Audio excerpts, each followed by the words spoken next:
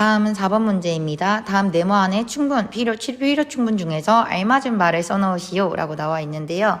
이때 우리가 반드시 기억해야 되는 거는 주, 충, 밭, 필 이렇게 네 글자다라는 거 기억해 주시면 되겠습니다. 일단 요 얘기 위에다가 조금 쓸게요. 주, 충, 밭, 필 각각의 이제 풀명칭, 그 풀 문장은 어떻게 되는지 일단 먼저 적어드리면은요. 주어가 주면, 충분 조건, 그리고 받으면 필요 조건 이라고 얘기했던 거예요. 뭘 주고 뭘 받냐면은요, 화살표를 이러한 주어가 주고 있는 건지 아니면 화살표 방향을 받고 있는 것인지에 대해서 구분만 해주시면 된다고 이해하시면 되겠습니다. 1번 문제부터 한번 볼게요. 여기 나와 있는 조건이 총 두 가지인데요. x가 1이라는 조건이 있고요. 그리고 이번에는 x-1은 0이다라는 조건이 있습니다. 앞에 있는 조건을 p라고 하고 뒤에 있는 조건을 q라고 한다면은요, p에 해당한 진리집합을 라지 p라고 얘기할 거고, Q에 해당하는 진리집합을 라지 Q라고 생각을 했을 때 각각의 진리집합 한번 그냥 그대로 뽑아보도록 하겠습니다. 얘 같은 경우에는 진리집합이 x1이라고 했으니까 1밖에 없다라는 거 알 수 있고요. Q라는 저러한 조건의 진리집합 같은 경우에는 우리가 0과 1이 있다라고 해주시면 되겠죠. 왜? 얘가 0이 되게끔 만들어준 x는 0과 1 두 개가 있으니까. 그래서 결국에는 얘네들의 관계에서 보시면은요, 오른쪽에 있는 집합이 더 크다는 걸 알 수 있고, 따라서 그럼 화살표 방향도 우리가 집합에서 입을 벌리고 있는 방향으로 화살표를 주라고 얘기했기 때문에 이쪽으로 화살표를 줘야 된다라고 써주시면 되겠습니다. 자, 그러면 이 문장 자체에서 주어가 되는 거는 P 문장일까, P 조건일까, Q 조건일까 라는 거 확인하실 때 뭐뭐뭐뭐는 또는 은 이렇게 써 있는 것들이 바로 주어를 포함해주는 그러한 부분이다 라고 보셨을 때 이 문장에서의 P가 지금의 문제에서 주어다 라고 보시면 되겠죠. 따라서 이러한 주어가 지금 화살표를 주고 있기 때문에 주어가 주면 충분 조건, 그래서 첫 번째 네모에는 충분 써주시면 되겠습니다. 두 번째 2번 문제도 한번 확인할 건데요.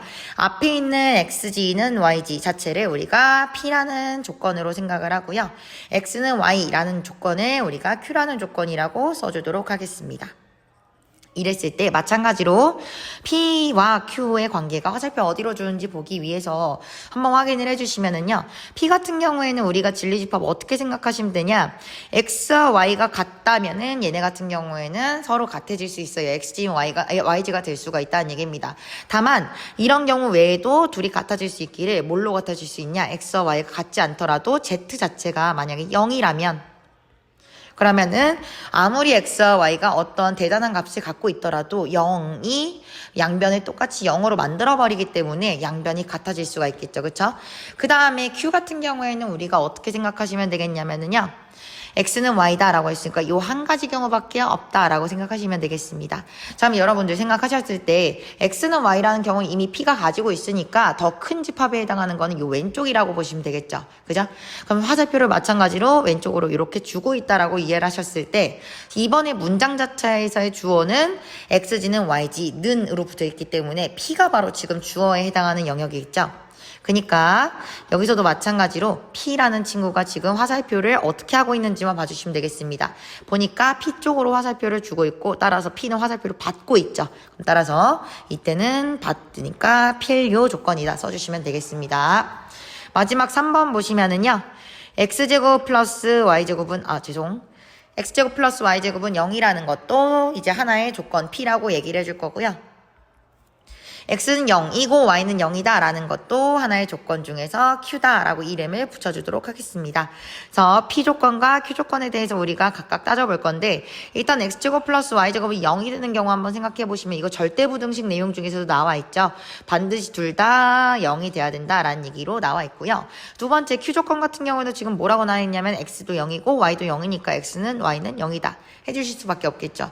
그럼 두 집합 자체가 완전히 지금 똑같은 집합으로서 나와 있기 때문에 좀 이렇게 집합 표기를 할게요.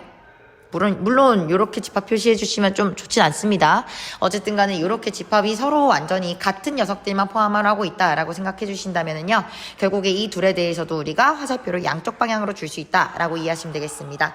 그러면은 결국 이 문제에선 주어가 누가 됐든지 간에 P가 주어든 Q가 주어든 어쨌든 서로가 서로의 필요 충분 조건이다 라고 해주시면 되겠습니다. 이렇게 해서 4번 문제의 풀이까지 완성이 됐고요. 그 다음에 5번 문제 보도록 하겠습니다. A가 0보다 크고 B가 0보다 클 때 다음 부등식의 성립함을 증명하시오 하고 있거든요. 우리가 그러면은 누군가가 더 크다는 얘기를 하기 위해서 쓸 수 있는 게 크게 두 가지 있어요. 첫 번째는요. A가 B보다 더 크다면은 필요 충분 조건으로서 A차 B가 0보다 크다라는 거 있었고요. 두 번째 조건으로서 뭐가 있었냐면은요.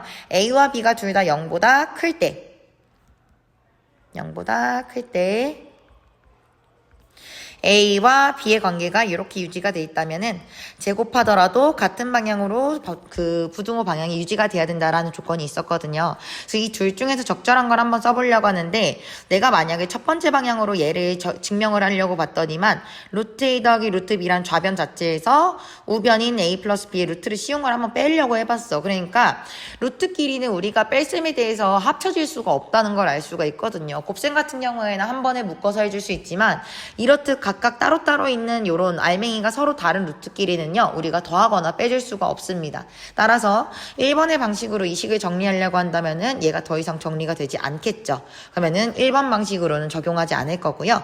두 번째 방향으로 우리가 최대한 문제를 해결하려고 해보도록 하겠습니다. 이때 루트 A 더하기 루트 B라는 좌변 즉 0보다 크죠.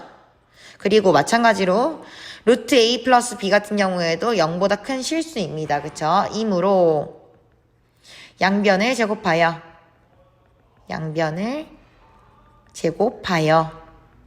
계산하면은 지금 루트 A 플러스 루트 B라는 좌변 자체의 전체 제곱과 루트 A 플러스 B라는 우변 자체의 제곱을 그대로 계산했을 때 만약에 이 값이 결국에 0보다 크다라는 식으로 나온다면은 결론적으로 루트 A 더하기 루트 B의 전체 제곱이 루트 A 플러스 B보다 커지게 될 것이며 이거는 다섯 번째 조건에 의해서 그냥 제곱을 각각 떼어준 루트 A 플러스 루트 B가 여기도 제곱 그냥 루트 AB보다 A 플러스 B보다 더 크다라는 식으로 계산을 해줄 수가 있겠죠.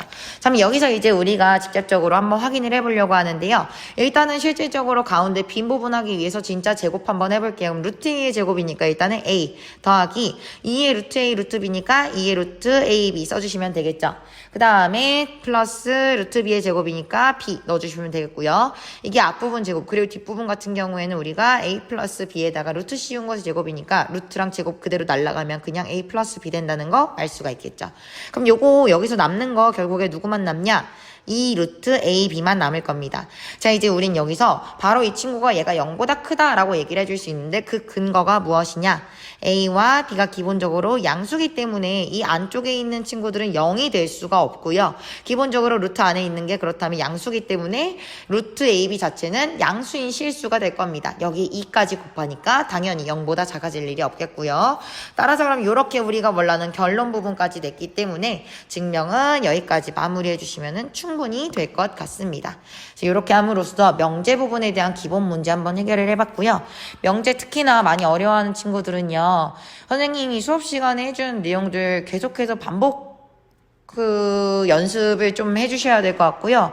그리고 추가적으로 연습을 했는데도 계속 이해가 안 가는 부분이 있다면은 내가 지금 뭘 이해를 못하고 있는 부분인가 파악을 반드시 하셔서 선생님한테 개인적으로 질문하시기 바랍니다. 그러면은 고생하셨습니다.